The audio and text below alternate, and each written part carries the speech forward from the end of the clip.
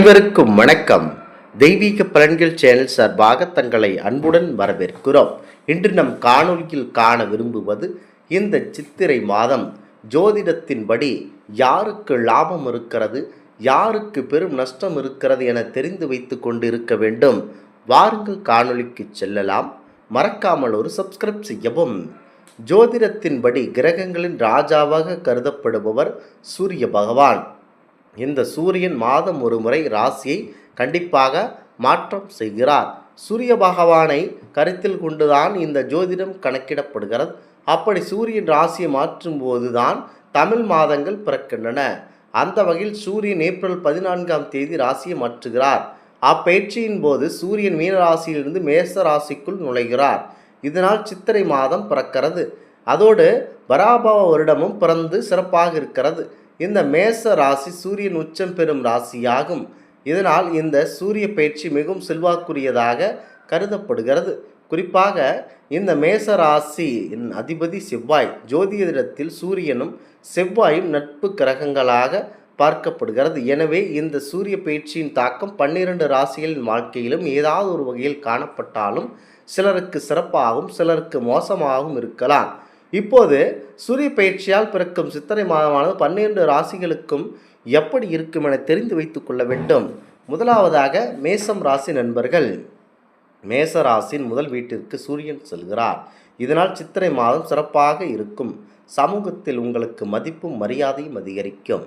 மேலும் தொழில் மற்றும் தனிப்பட்ட வாழ்வில் புதிதாக ஏதாவது ஒன்றை தொடங்கி அது நல்ல வெற்றியை மேசராசி நண்பர்கள் பெறுவீர்கள். இந்த மாதத்தை பொறுத்தவரை உங்களுக்கு சற்று நல்லபடியாக இருக்கிறது. அடுத்ததாக ரிஷபம் ராசி நண்பர்கள். ரிஷப ராசியின் 12வது வீட்டில் சூரியன் செல்கிறார். இதனால் சித்திரை மாதத்தில் இந்த ராசிக்காரர்கள் செலவுகள் கண்டிப்பாக அதிகரிக்கும்.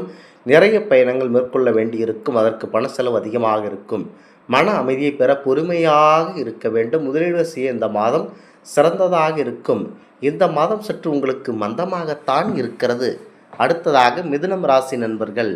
மிதுன ராசியின் 11வது வீட்டில் சூரியன் செல்கிறார். இதனால் சித்திரை மாதத்தில் வருமானத்தில் உயர்வு ஏற்படும். நண்பர்களின் முழு ஆதரவு கிடைக்க வாய்ப்பு உள்ளது. திருமண ஆதரவுகளுக்கு நல்ல வரன் கிடைக்கப்பெறும். திருமணமானவர்களின் வாழ்க்கையில் மகிழ்ச்சி உண்டாகும். இந்த சித்திரை மாதம் உங்களுக்கு ஒரு லாபகரமானதாக இருக்க போகிறது. அடுத்ததாக கடகம் ராசி நண்பர்கள். கடகராசியின் 10வது வீட்டிற்கு சூரியன் செல்கிறார். அதனால் சித்திரை மாதத்தில் தொழில் முன்னேற்றத்திற்கான வாய்ப்புகள் கிடைக்கின்றன. நீண்ட காலமாக நிலுவையில் இருந்த வரன் உங்களுக்கு கிடைக்க வாய்ப்பு இருக்கிறது.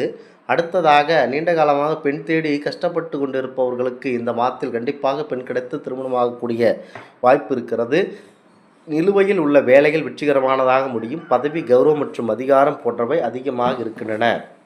குறிப்பாக இந்த சித்திரை மாதம் உங்களுக்கான மாதமாக இருக்கிறது. அடுத்ததாக சிம்மம் ராசி நண்பர்கள். சிம்மராசி 9வது வீட்டிற்கு சூரியன் செல்கிறார். அதனால் இந்த ராசிக்காரர்களுக்கு சித்திரை மாதமானது மிகவும் அதிர்ஷ்டகரமானதாக இருக்கும். ஒவ்வொரு வேலையிலும் நல்ல வெற்றி கிடைக்கும். நீண்ட நாள் கனவு மாதத்தில் உங்களுக்கு நிறைவேற அதிகப்படியான வாய்ப்பு உள்ளன. உங்களுக்கு இந்த மாதம் சிறப்பான மாதமாகும். அடுத்ததாக கன்னிராசி நண்பர்கள். கன்னிராசியின் 8வது வீட்டிற்கு சூரியன் செல்கிறார். அதனால் சித்திரை மாதத்தில் இந்த ராசிக்காரர்கள் எச்சரிக்கையாக இருக்க வேண்டும். யாரையும் கண்மூடித்தனமாக நம்புவதை தவிர்த்து விட வேண்டும். அதிகப்படியான பணத்தை கொடுத்து மாட்டிக்கொள்ள வேண்டாம். திடீர் செலவுகள் அடிக்கடி சந்திக்க நேரிடும். நிதி இழப்புகள் ஏற்படுவன வாய்ப்பு உள்ளது. குறிப்பாக இந்த மகனுக்கு இந்த மகளை திருமணம் செய்து கொள்ளுங்கள். நான் பார்த்து கொள்கிறேன், இந்த பணத்தை இவருக்கு கொடுத்து விடுங்கள். இது தேவையில்லாமல் ஜாமீன் கையெழுத்து போட செல்வது, இந்த மாதிரியான வேலைகளில் ஈடுபட்டீர்கள் என்று சொன்னால் அவ்வளவுதான், அனைத்தும் உங்கள் வாழ்க்கையில் முடிந்துவிடும்.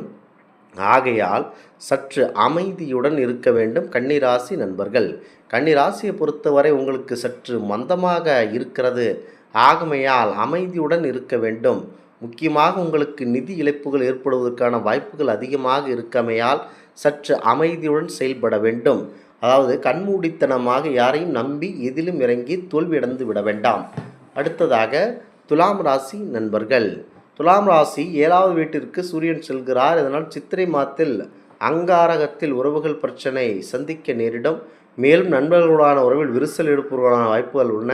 தன்னம்பிக்கை அதிகரிக்கும். கூட்டு தொழில் செய்பவர்கள் சற்று எச்சரிக்கையாக இருக்க வேண்டும். எந்த ஒரு நபரையும், அதாவது நண்பர்களை மட்டும் நம்பி எந்த ஒரு பெரிய தொகையோ அல்லது இவன் என் சொந்தக்காரன் என சொல்லிக்கொண்டு பெரிய தொகையை எந்த ஒரு கையெழுத்தும் வாங்காமல் கொடுப்பது, இந்த திருமணத்தை நடத்தி வையுங்கள் நான் பார்த்துக் கொள்கிறேன், இந்த மாதிரியான தேவையில்லாத பொது பிரச்சனைகளை இழுத்து போட்டுக்கொள்வது உங்களுக்கு சற்று அபாயகரமானதாக முடியும்.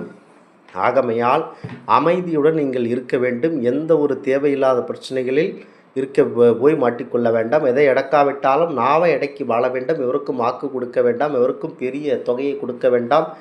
எதையும் செய்ய வேண்டாம். அடுத்ததாக விருச்சிகம் ராசி நண்பர்கள், விருச்சிக ராசியின் 6வது வீட்டிற்கு சூரியன் செல்கிறார். இதனால் சித்திரை மாதத்தில் இந்த ராசிக்காரர்களுக்கு ஒவ்வொரு வேளையிலும் நல்ல வெற்றி கிடைக்கும். எதிரிகளை வென்று வீழ்த்துவார்கள்.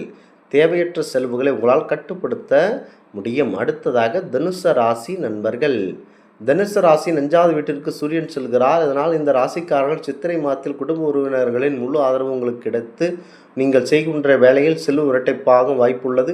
வியாபாரிகளுக்கு மாதம் சிறப்பாக இருக்கும். முதலீடு செய்வதனால் நல்ல லாபத்தை ஈட்டக்கூடும். அடுத்ததாக மகரம் ராசி நண்பர்கள், மகர ராசியின் 4வது வீட்டிற்கு சூரியன் செல்கிறார். அதனால் சித்திரை மாதத்தில் இந்த ராசிக்காரர்கள் தொழில் திடீர் மாற்றங்கள் காணக்கூடும். குடும்பத்தில் மாற்றங்கள் ஏற்படலாம். தன்னம்பிக்கை மற்றவர்களை ஈர்க்கும் வகையில் இருக்கும். பணம் புரிபவர்கள் அலுவலகத்தில் உடனே வேலை செய்வோரின் முழு ஆதரவை பெறுவார்கள். அடுத்ததாக கும்பம் ராசி நண்பர்கள், கும்பராசிக்காரர்கள் 3வது வீட்டிற்கு சூரியன் செல்கிறார். இதனால் சித்திரை மாதத்தின் கும்பராசிக்காரர்கள் தைரியமும் வீரமும் அதிகரிக்கும். திருமண வாழ்க்கையில் சில ஏற்றத்தாழ்வுகளை சந்திக்க வாய்ப்புள்ளது. ஆரோக்கிய பிரச்சனைகள் தீர்ந்து உடல் நலம் சிறப்பாக இருக்கும். நண்பர்களுடன் சேர்ந்து புதிதாக முதலீடுகள் செய்ய திட்டமிடுவீர்கள். இறுதியாக மீனம் ராசி நண்பர்கள், மீனராசியின் 2வது வீட்டில் சூரியன் செல்கிறார். இதனால் சித்திரை மாதத்தில் இந்த ராசிக்காரர்கள் நிதிநிலை வலுவடையும். வெளிநாட்டு பயணங்கள் மேற்கூறான வாய்ப்புகள் உள்ளன. குடும்பத்தில் மகிழ்ச்சியும் அமைதியும் நிலவும். முன்னேற்றத்திற்கான வாய்ப்புகள் இந்த மாதத்தில் கிடைக்கும். அதை பயன்படுத்தி கொண்டால் வாழ்க்கையில் உயரத்தை அடைய அதிகப்படியான வாய்ப்பு இருக்கின்றன. இந்த ஆன்மீக தகவல் உங்களுக்கு பிடித்து இருந்தால் தெய்வீக பலன்கள் சேனலை கண்டிப்பாக சப்ஸ்கிரைப் செய்து கொள்ளவும். மீண்டும் ஒரு நல்லதொரு காணொலியை உங்களை சந்திக்கிறோம். நன்றி, வணக்கம்.